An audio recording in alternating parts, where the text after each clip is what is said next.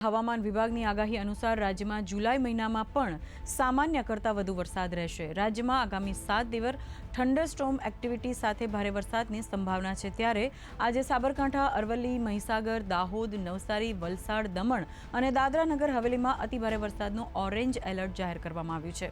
હવામાન વિભાગે માછીમારોને દરિયો ન ખેડવા સૂચના આપી છે।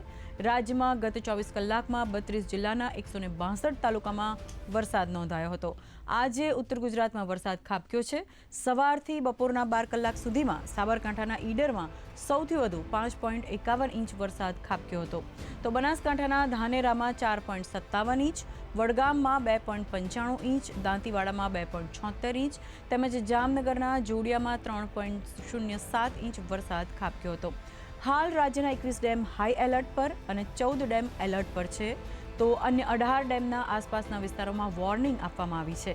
સાથે જ એનડીઆરએફની 13 અને એસડીઆરએફની 20 ટીમો હાલ રાજ્યમાં રાહત અને બચાવની કામગીરી માટે તૈનાત કરી દેવામાં આવી છે।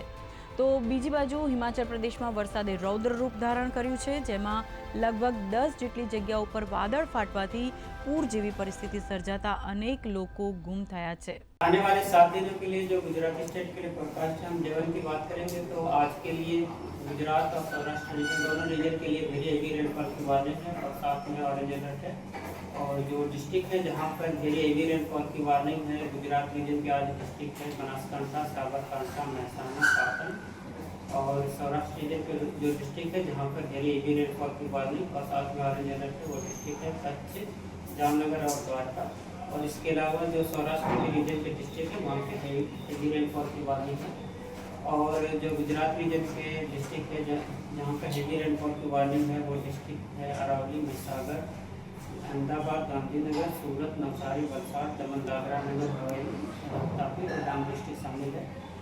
और डे 2 के लिए गुजरात रीजन और सौराष्ट्र दोनों के जगह के लिए हेवी रेनफॉल की वार्निंग है।